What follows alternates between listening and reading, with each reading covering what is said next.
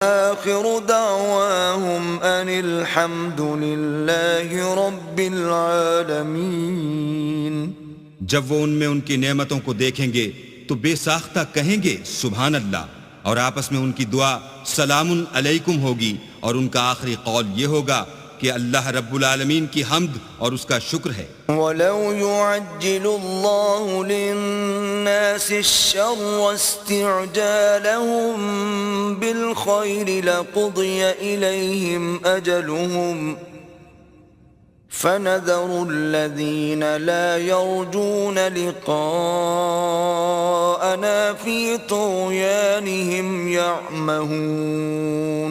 اور اگر اللہ لوگوں کی برائی میں جلدی کرتا جس طرح وہ طلب خیر میں جلدی کرتے ہیں تو ان کی عمر کی میعاد پوری ہو چکی ہوتی۔